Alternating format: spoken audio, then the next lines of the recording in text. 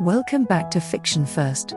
Today, we're diving deep into Mockingbird Summer, a poignant and thought-provoking historical coming-of-age novel by Lynda Rutledge, published in 2024. This beautifully crafted story transports us to the racially segregated town of High Cotton, Texas, in the transformative summer of 1964. Against the backdrop of the civil rights movement, Rutledge delivers a powerful exploration of race, friendship, literature, and the ever-present hope for justice. If you're a fan of stories that challenge perspectives while immersing you in a richly detailed historical setting, Mockingbird Summer is a must-read. About the author. Lynda Rutledge is a critically acclaimed novelist, best known for West with Giraffes, which has been translated into 16 languages. She has an extensive background in literature and writing, holding a BA and MA in American literature and an MFA in creative writing. Before becoming a full-time novelist, Rutledge worked as a journalist, film reviewer, and travel writer, contributing to prominent publications such as the Chicago Tribune and Poets and Writers. Her debut novel, Faith-Based Darling's Last Garage Sale, won the 2013 Writers' League of Texas Novel of the Year and was later adapted into a French film starring Catherine Deneuve. With Mockingbird Summer, she continues her tradition of blending historical insight with deeply personal storytelling. Plot summary. Kate Corky Corcoran is a spirited tomboy growing up in High Cotton, Texas, a town rigidly divided along racial lines. The railroad tracks mark the boundary between the North Side, where white families live, and the South Side, home to black residents. As the summer of 1964 unfolds, Corky's life is forever changed by the arrival of America, a black girl whose mother works for Corky's family to settle a debt. Corky, an avid reader, is introduced to Harper Lee's To Kill a Mockingbird, a book that sparks her awareness of racial injustice. She quickly bonds with America over their shared love of literature, but soon recognizes the stark differences in their educational opportunities. America has a natural gift for athletics, particularly softball, and when Corky's brother Mac, home from college, discovers her talent, he encourages her to pursue it despite societal barriers. The local Baptist church's softball team, in an unprecedented move, invites America to play, sparking controversy within the town.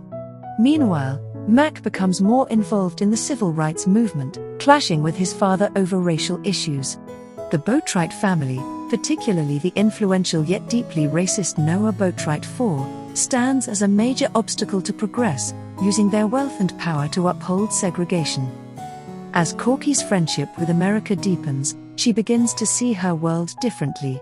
However, tensions rise when Corky notices a mysterious truck watching her home, a silent threat to the town's changing dynamics. The situation escalates after a sit-in protest at Corky's father's drugstore, led by black college students and supported by Mac. This act of defiance intensifies racial hostilities, culminating in an attempted attack on America. Mac intervenes but is shot in the eye, permanently losing his sight.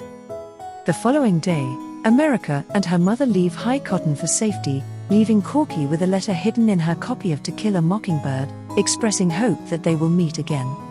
Fast forward to 2020, during the COVID-19 pandemic, Corky, now a retired journalist, reflects on that summer and searches for America online.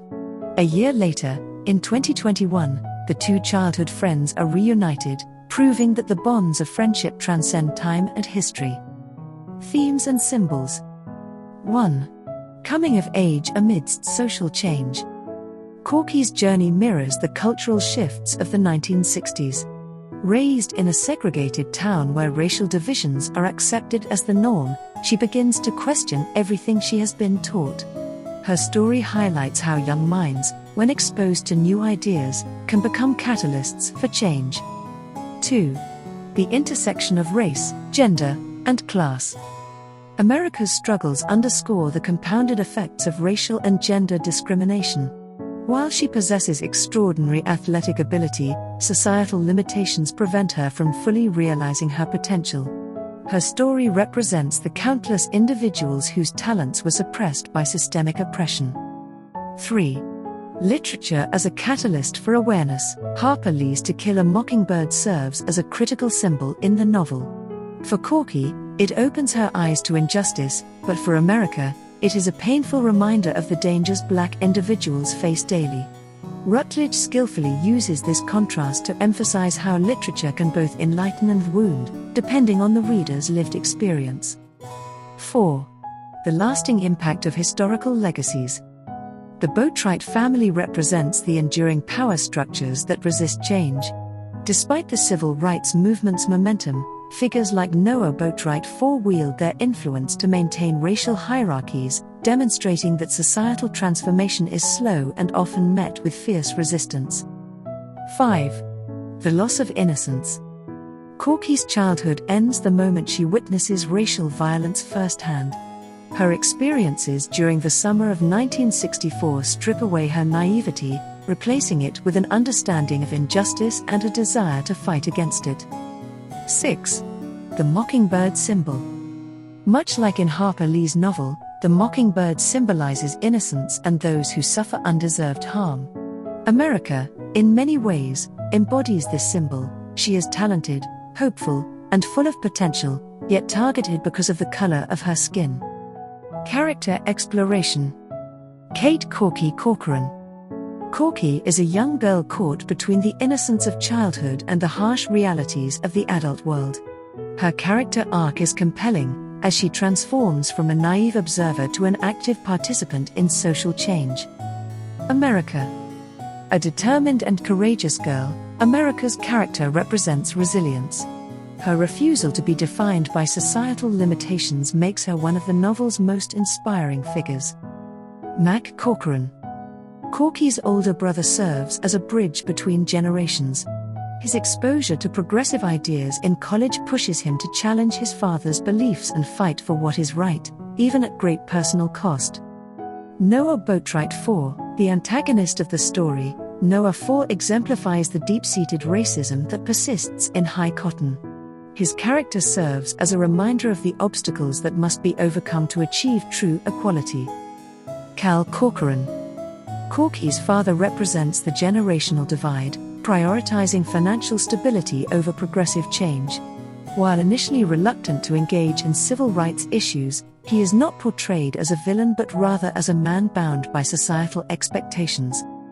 Belle Corcoran. Corky's mother undergoes significant growth, asserting her independence by becoming her husband's business partner, reflecting the broader shifts in women's roles during this era. Tad Boatwright.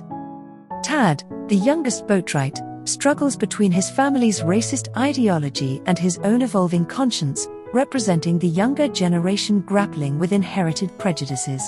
Bubba Boatwright.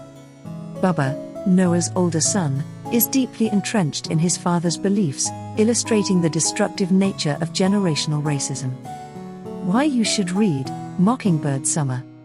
Mockingbird Summer is more than just historical fiction. It's a deeply moving narrative about the power of friendship, the importance of standing up for what is right, and the lasting effects of history on individual lives.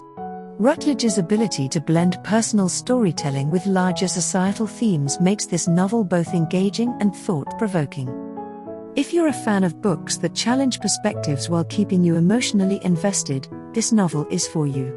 It's a compelling read for those who appreciate historical narratives that resonate with modern social issues.